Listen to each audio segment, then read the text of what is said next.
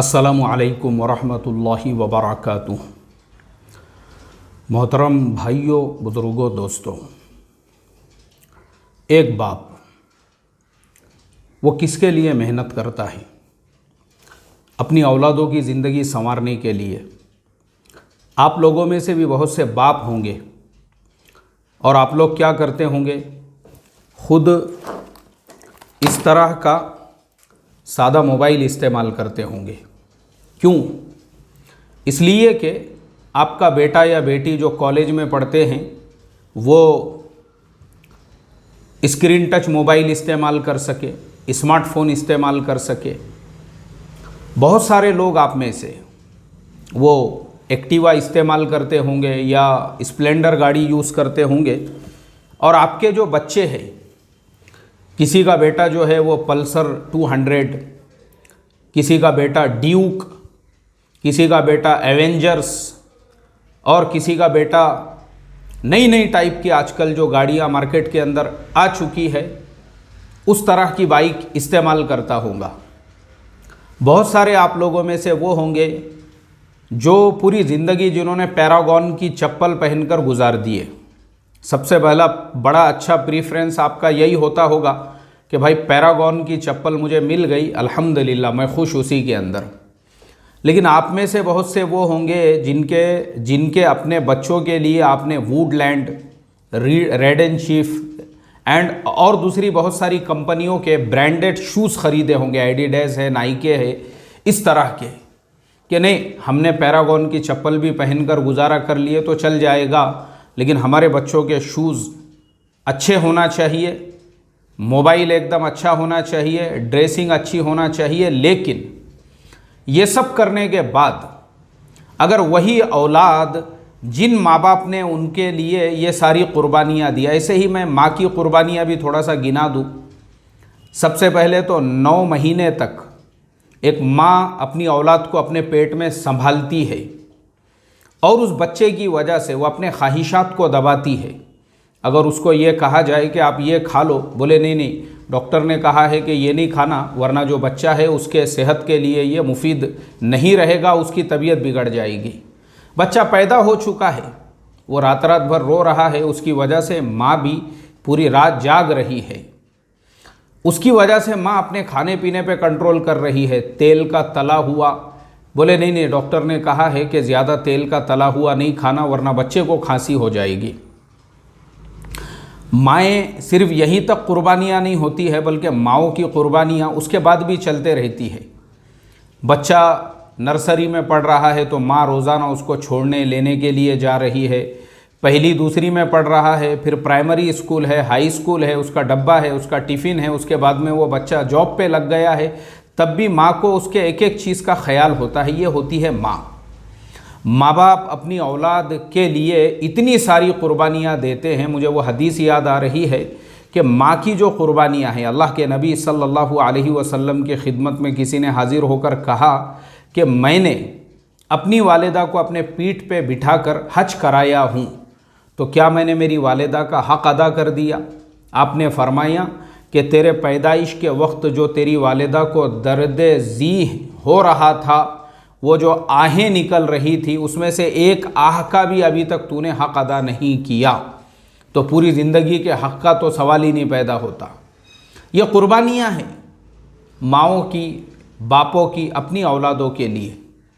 लेकिन अगर कोई बेटा अपने उन्हीं माँ बाप को, जिस बाप ने पैरागॉन की चप्पल पहनकर पूरी ज़िंदगी सिर्फ इसको वुडलैंड का शूज़ पहनाने के लिए गुजार दिए, उसी बाप का कत्ल कर देता है, उसी माँ का कत्ल कर देता है, उस बहन का कत्ल कर देता है जिस बहन को इसके हर ज़रूरत का ख्याल था, उस नानी का कत्ल कर देता है जिस नानी ने बचपन में इसको संभाला है।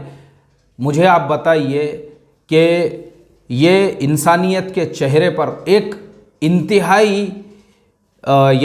इंतहाई शर्मनाक कलंक जिसे कहा जाए। और ऐसा ही एक वाक़या हरियाणा के रोहतक ज़िले में, रोहतक एक ऐसा ज़िला है जो एजुकेशन लाइन से पूरे इंडिया में फेमस है, मशहूर है। स्पेशली रोहतक एजुकेशनल सिटी उसको कहा जाता है।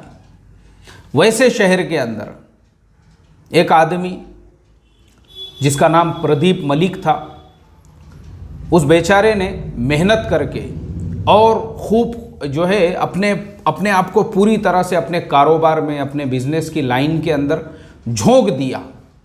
और झोंकने के बाद में उसका कारोबार थोड़ा करके आहिस्ता आहिस्ता बढ़ता गया। और बढ़ते बढ़ते उसने अपने फैमिली के लिए एक ऐसी ज़िंदगी, अपने औलाद के लिए, और 2 ही बच्चे उनको, एक बेटा और एक बेटी, 2 ही बच्चे, वो एक बेटा और बेटी के लिए वो जो है माशाअल्लाह उनकी ज़िंदगी अच्छी गुजरना चाहिए, अच्छी लाइफ उन्होंने जीना चाहिए। एकदम हाईटेक स्कूल में अपने बेटी को तालीम दिलाई। और बेटा जो था उसका नाम अभिषेक था, जिसकी उम्र थी सिर्फ 20 साल। लेकिन अपने 20 साल के बेटे के लिए कि वो कॉलेज जाता आता है तो वहाँ पे उसको शर्मिंदगी ना हो, प्रदीप मलिक ने अपने उस बेटे को एक होंडा सिटी शोरूम से एक कार दिला के दे दी। और उसको आईफोन 1.5 लाख रुपये का, जो एप्पल का नया आईफोन है, वो अपने बेटे के लिए दिया। और वो बेचारा खुद, महल्ले वालों का कहना ये था कि वो सादा मोबाइल इस्तेमाल करता था और एक्टिवा गाड़ी यूज़ करता था, यानी वो इंसान ऐसा था। करोड़ों का बिजनेस था उनका, तकरीबन 60 से 70 करोड़ की प्रॉपर्टी उन्होंने अपनी औलाद के लिए जमा कर दी। लेकिन बेटा फजूलियात के लिए बाप से पैसे का डिमांड करने लगा, मुझे 3 लाख रुपये चाहिए, मुझे 4 लाख चाहिए। बाप ने कहा बेटा ये सब चीज़ों की ज़रूरत नहीं, तुम पहले पढ़ाई पे ध्यान दो, तुम पहले पढ़ाई पे ध्यान दो, ये सारी प्रॉपर्टी तुम्हारी ही है, ये तुमको ही मिलने वाला है, लेकिन पहले तुम उसको संभालने के लायक बन जाओ। लेकिन चूँकि हमारा जो ज़माना है, इस ज़माने के अंदर अगर औलाद की हम सही से तालीम, तरबियत या उनको जैसी सख्ती उन पर बचपन से होना चाहिए वैसी नहीं करेंगे तो फिर क्या होता है, वही औलाद बड़ी होकर फिर अय्याश बन जाती है। फिर माँ बाप ऐसे प्रॉपर्टीज़ उनके लिए जमा करते हैं और औलादें फिर उनके प्रॉपर्टीज़ पे अय्याशियाँ करती है। और ऐसा ही उसने किया। अभिषेक ने, दोस्तों के लाइन में उसको आदत पड़ गई पैसा उड़ाने की, अपनी अमीरी भी दिखाने की। और बाप ने जो है उसके रिस्पेक्ट के लिए उसको कार ख़रीद के दिए, उसको 1.5 लाख का आईफोन दिए। लेकिन उसके दिलो दिमाग में तो ये नशा सवार था कि मैं बाप की दौलत को कैसे उड़ाऊं।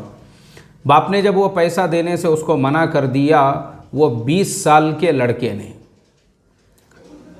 बाप घर में सो रहा था, बाप के सर में जो है उसने गोलियां दाग दी। फिर माँ के कमरे में गया, माँ के सर में गोलियां दाग दी, बहन के सर में, नानी के सर में। आप मुझे बताइए, अपने खुद की फैमिली के 4 लोगों की उस लड़के ने, जिसकी उम्र थी सिर्फ 20 साल, 20 साल के उस लड़के ने अपने पूरे फैमिली को अपने हाथों से ख़त्म कर दिया। और 15 दिनों तक पुलिस जो है वो इन्वेस्टिगेट करती रही कि भाई इनका दुश्मन कौन होगा। पुलिस ने जब 15 दिनों तक अच्छी तरह से इन्वेस्टिगेट किया तो पता चला कि बाहर का कोई चोर, कोई डाकू इनका दुश्मन नहीं था। सगे बेटे ने अपनी पूरी फैमिली को ख़त्म कर दिया। अल्लाह हिफाजत फरमाए। मोहतरम दोस्तों, मुझे बड़ा अफसोस हुआ। मैंने बहुत सारे न्यूज़ चैनल्स पे भी देखा, न्यूज़पेपर्स की वेबसाइट्स पे भी जब ये वाक़ये के बारे में पढ़ा ना, मुझे बहुत अफसोस हुआ। मैं यही सोचने लगा कि भाई एक बाप किसके लिए ये सब करता है, एक माँ किसके लिए ये सब करती है, और औलाद की तरफ से माँ बाप को जब ये सिला मिलता है, आप मुझे बताइए। अब यहाँ पे फॉल्ट कहाँ पे पैदा हुआ वो मैं आपको बताऊंगा और इस केस को हम टेक्निकल एनालिसिस करेंगे। देखो एक्चुअल क्या होता है, बाप अगर करोड़पति भी है तो उसने अपने बच्चों को दिल खोल के कभी भी पैसा नहीं देना चाहिए।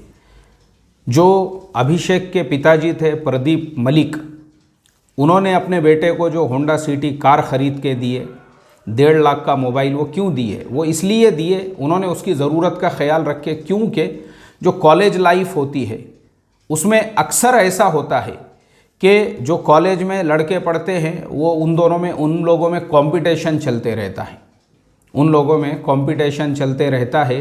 और अक्सर मैंने देखा हूँ जो जिनके माँ बाप के पास 2-5 पैसे ज़्यादा आ गए हुए हैं तो वो गरीबों के बच्चों को वहाँ पे हकीर समझते हैं, उनको ताने देते हैं, ए झोपड़पट्टी के, ए काशेवाड़ी के, ए फुलाने नगर के, ए भवानीपेट के, इस तरीक़े से जो बच्चे हैं उन लोगों पे टॉन्टिंग की जाती है। और ऐसा खुद हुआ है मेरे अपने बेटे के साथ।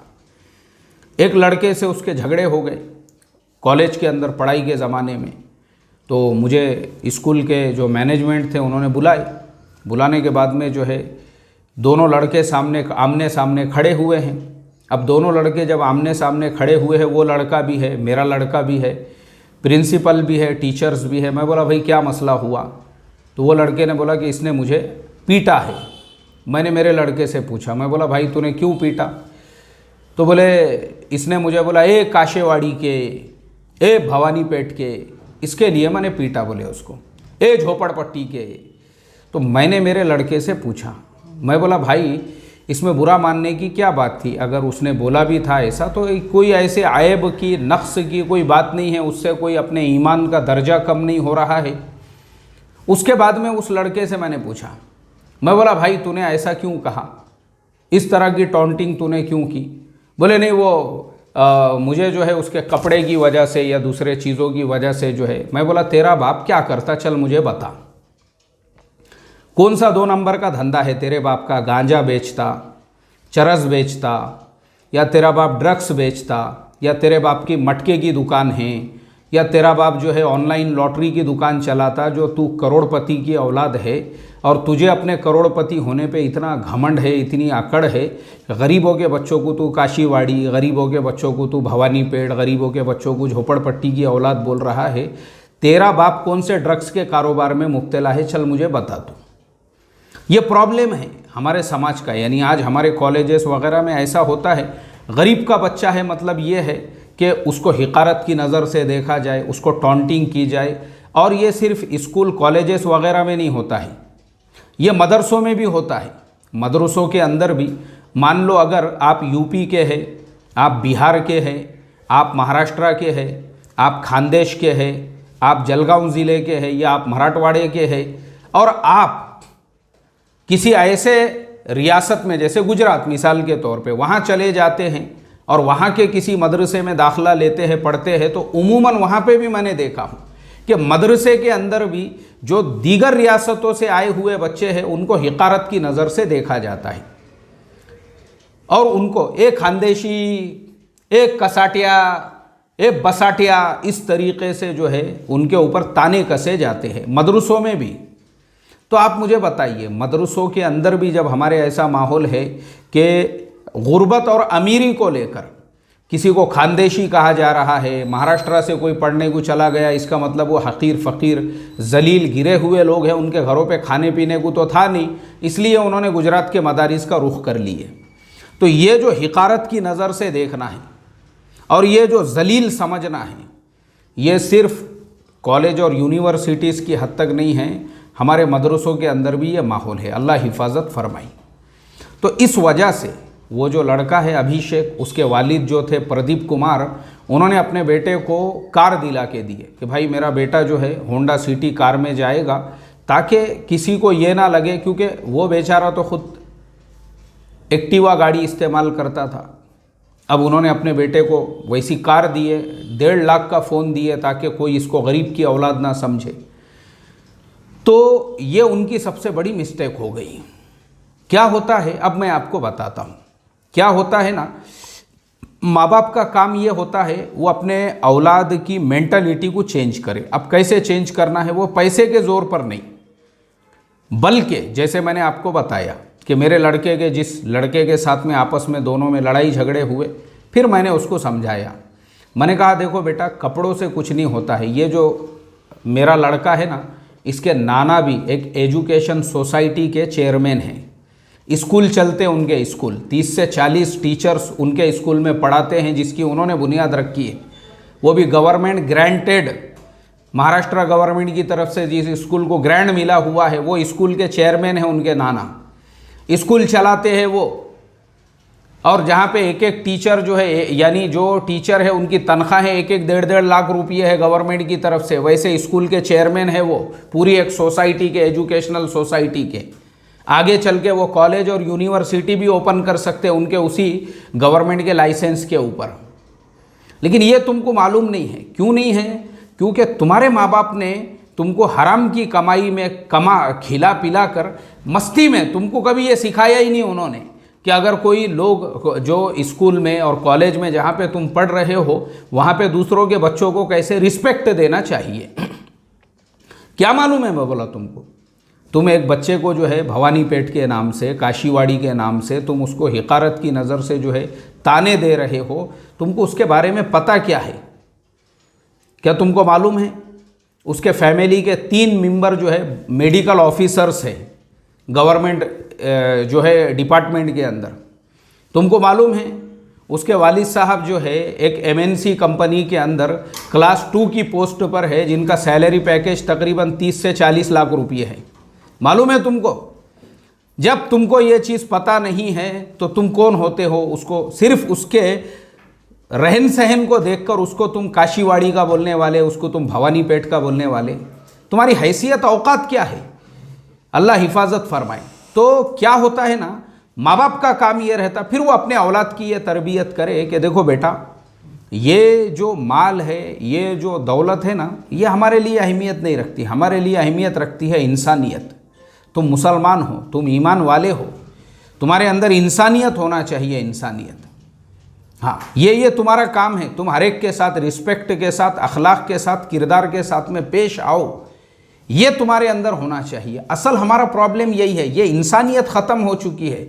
4 पैसे आ गए तो उसके बाद में जो है माँ बाप भी औलाद को इस तरीक़े से भारी भारी गाड़ियाँ दिला के दे रहे हैं उनको। यामाहा R115, अब बच्चे वैसी गाड़ी चला रहे हैं। ड्यूक और करिश्मा, बजाज 250 और अपाचे, इस तरह की गाड़ियाँ। तो उससे क्या है, ये जो चीज़ें होती है, ये माँ बाप का काम है। वो अपनी औलाद को ये कहे, ये ज़िंदगी का मकसद नहीं है, ये ज़िंदगी का मकसद नहीं है। ज़िंदगी का असल मकसद ये है, तुम एक पहले तो अच्छे इंसान बनो, सच्चे मुसलमान बनो, और दुनिया को ये बताओ एक मुसलमान के अखलाक कैसे होते हैं, किरदार कैसा होता है।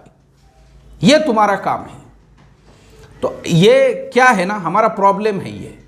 तो इस वजह से वो सबसे पहली गलती तो प्रदीप मलिक साहब की हुई कि उन्होंने अपने बेटे को इस तरीक़े से होंडा सिटी, अभी 20 साल का भी नहीं हुआ है, तो उसको होंडा सिटी और 1.5 लाख का मोबाइल दे दिए।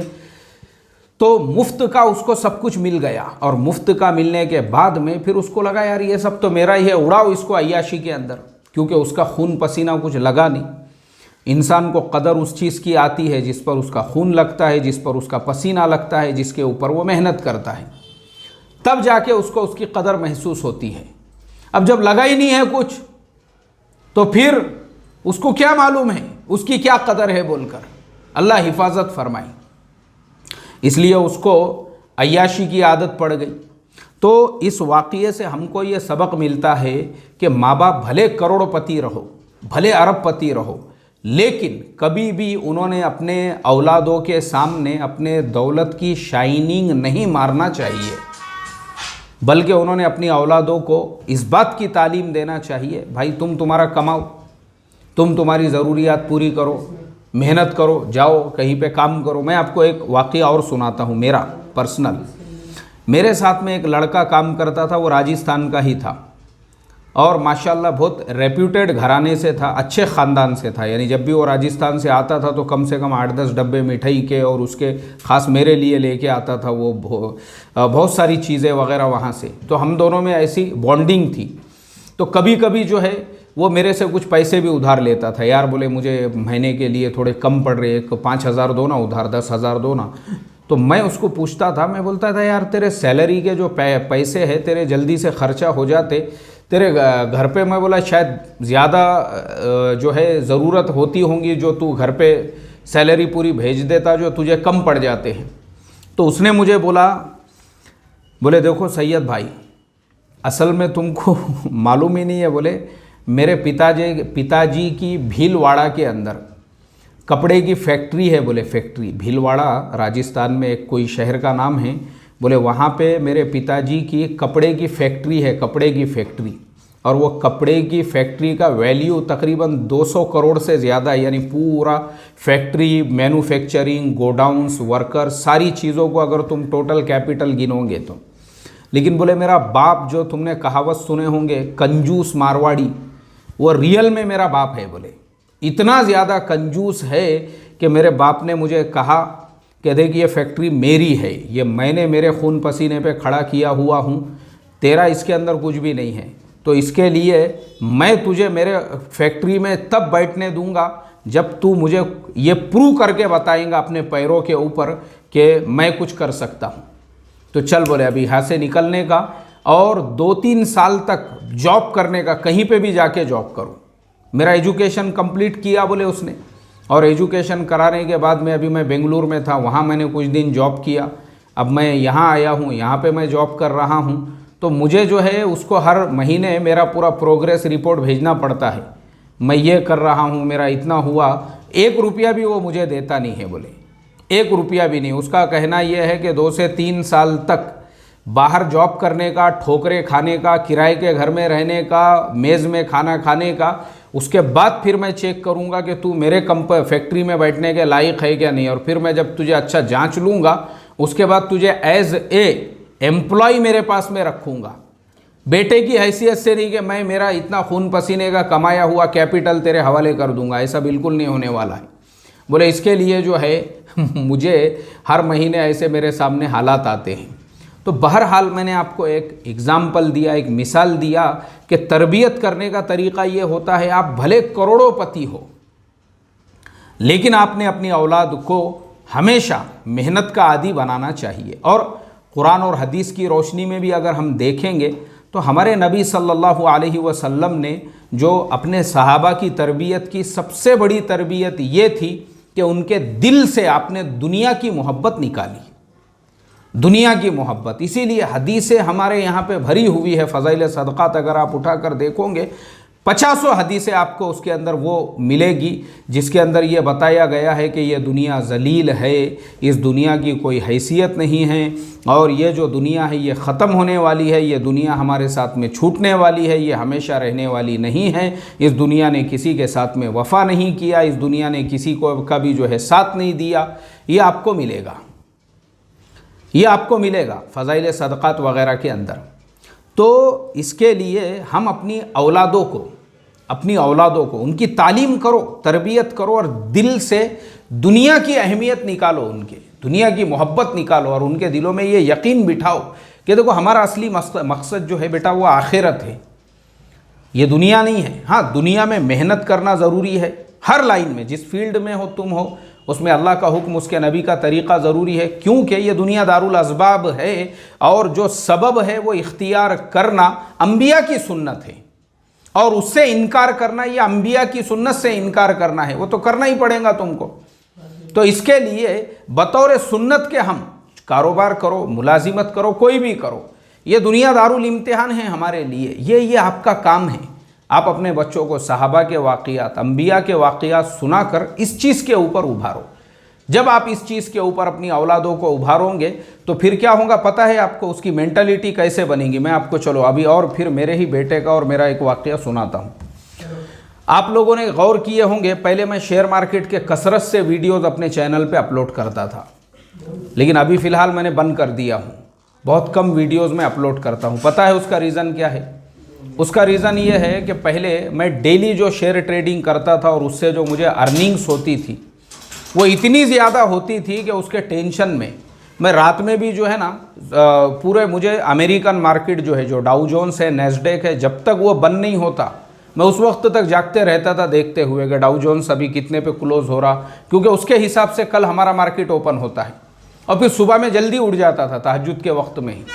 अब तहज्जुद के वक्त में उठे, नमाज वगैरह पढ़े, उसके बाद में नींद ही नहीं आती थी, क्योंकि फिर पूरी नज़र होती थी कि जापान का मार्केट क्या चल रहा है, कोरिया में क्या हो रहा है, शंघाई और चाइना का क्या हालचाल है। अब जब वो देखते देखते उसके बाद में क्या होता था, फिर हमारा जो मार्केट ओपन होता था उससे पहले का टेंशन होता था। फिर वो टेंशन में क्या होता था कि रोज़ाना के मेरे जो है ना 20 ऑर्डर में एग्जीक्यूट करता था, 20 ट्रेड एक दिन के, ऐसा मेरा हाल था। 20 ट्रेड डेली के 20 ट्रेड। और उसमें वो 20-20 ट्रेड में अर्निंग इतनी होती थी, मैं अभी आपको फिगर्स में नहीं बता सकता हूँ।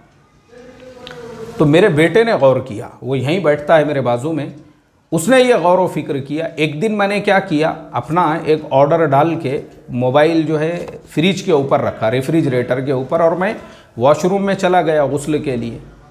अब उसका आवाज़ आया मुझे, टू टू जो आवाज़ आता है मैसेज के ऊपर। तो मैंने आवाज़ दे के बाहर से, अंदर से बाहर आवाज़ दे के मैंने कहा, मैं बोला भाई ज़रा देखो हमारा ऑर्डर एग्जीक्यूट हो गया क्या। उसने चेक किया, उसने बोला हाँ आपने जो सेल का ऑर्डर लगाए थे वो हो गया बोले।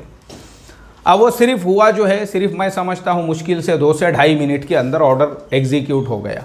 अब मैं गुस्ल करके जब बाहर निकला तब मेरे फर्जंद ने मेरे से कहा, भाई तुम किसके लिए ये सब कमा रहे हो, किसके लिए कमा रहे हो, किसके लिए मेहनत कर रहे हो। तुम्हारी 4-5 बेटियां तो है नहीं जिनके शादी का तुमको टेंशन है या घर का तुमको टेंशन है। अरे मत लो बोले ये टेंशन। और फिर उसके बाद मेरे फर्जंद ने मेरे से कहा, जब इंसान को ज़रूरत ना हो और वो पैसा जमा करे या वो खूब पैसे वाला हो जाए, वो पैसा उसको सिर्फ अय्याश बनाता है, उसके अलावा कुछ नहीं।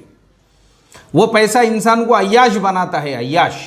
यानी जब ज़रूरत ही नहीं है क्यों कमा रहे तुम, काहे के लिए इतना टेंशन। रात में डाउ जोन्स कब ओपन हो रहा कब बंद हो रहा, निक्की जो है कब ओपन हो रहा कब बंद हो रहा, हैंगसेंग कब ओपन हो रहा कब बंद हो रहा, ये सब सारे टेंशन। और सुबह में जो है फिर उसके बाद में निफ्टी और सेंसेक्स, ये सारे चक्करों के अंदर पूरा जो है उसका टेंशन रहता था।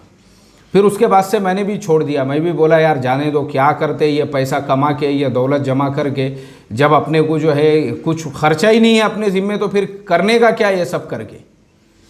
उसके बाद से मैंने जो है ना वो टेंशन लेना भी छोड़ा। नहीं तो रोज़ के 20-20 ट्रेड होते थे मेरे, 20-20 ट्रेड अल्हम्दुलिल्लाह। खैर, तो क्या होता है ना, जब औलाद की मेंटालिटी, आप रोज़ाना घर में फ़ज़ाइल आमाल की, मुंतखब हदीस की तालीम कर रहे हो, सहाबा सहाबियात के वाक़ियात अपनी औलादों को सुना रहे हो, एक वक्त वो आता है कि वो ख़ुद आपको सिखाने लग जाते हैं, वो ख़ुद आपको बताने लग जाते हैं कि भाई हमारे लिए तो अल्लाह के नबी की ज़िंदगी नमूना है। और अल्लाह के नबी की ज़िंदगी में ये सादगी है कि 2-2 महीने के फाके हो रहे हैं, चूल्हे के अंदर घास उग रहा है। और ये हमारे नबी हमको सिखा के गए कि फरिश्ता आके ये कहता है हज़रत जिब्रील अलैहिस्सलातु वस्सलाम कि अगर आप हुक्म दो तो उहद पहाड़ को आपके लिए सोने का बनाया जाए, तो आप कहते हैं कि भाई मैं तो ये चाहता हूँ कि एक वक्त खाऊँ तो उस पर शुक्र करूँ और एक वक्त फाका करूँ तो उस पर सब्र करूँ। तो ये तालीमात हम अपनी औलादों को दें, अपनी औलादों को। हमारे लिए नमूना हमारे नबी और हमारे सहाबा है, हमारे नबी और हमारे सहाबा है और अंबिया अलैहिमुस्सलातु वस्सलाम। एक जोड़ा हज़रत मूसा अलैहिस्सलाम के पास में था, जिसे दोनों मियाँ बीवी जो है उसको अल्टरनेट करके पहना करते थे। आप सोचो, एक जोड़ा था, सिर्फ एक जोड़ा, किताबों में ये मिलता है। ये ज़िंदगी थी अल्लाह वालों की, ये ज़िंदगी थी अंबिया की, ये ज़िंदगी थी सहाबा इकराम की। तो ये एक्चुअल में हमारे लिए नमूना है। इसीलिए अपनी औलादों को दुनियादार मत बनाओ, ना उनके सामने लोगों की दुनिया की तारीफ़ें करो, दुनिया की तारीफ़ें। अरे फुलाना यार देखो ना क्या बंगला बना दिया उन्हें, अरे फुलाने ने क्या कार ले लिया यार, अरे फुलाने ने क्या तरक्की कर लिया। हम इसको तरक्की कहते हैं। हालांकि रियल तरक्की ये है कि आप ये कहो माशाल्लाह देखो फुलाने साहब नमाजी बन गए और पूरा नमाज़ों का एहतमाम करने लगे, और माशाल्लाह फुलाने साहब के घर का माहौल कितना अच्छा हो गया, और उनके तो फैमिली के पूरे मेंबर माशाल्लाह नमाज़ों के लिए आते हैं और बच्चे भी जमातों में जाते हैं माशाल्लाह, और घर में भी रोज़ाना की तालीम होती है। ये है असल ये चीज़ है रश्क करने वाली। ये दौलत दुनिया कुछ फ़ायदा नहीं है, एक बात याद रखो। तो इसके लिए आखिरी में बस इतना ही कहूँगा, औलाद की तरबियत, आपकी औलादें चाहे किसी स्कूल, किसी कॉलेज, किसी यूनिवर्सिटी में पढ़े, तरबियत का आसान तरीक़ा है, उनको 10वीं के बाद से 3-3 दिन अल्लाह के रास्ते में भेजो जमातों में, और छुट्टियों में चिल्ले में भेजो अल्लाह के रास्ते में। इंशाअल्लाह मैं आपको गारंटीड कहता हूँ अल्लाह ताला आपकी वैसी औलादों की दीन दुनिया दोनों की हिफाजत करेगा। अस्सलामु अलैकुम वरहमतुल्लाहि व बरकातुहू।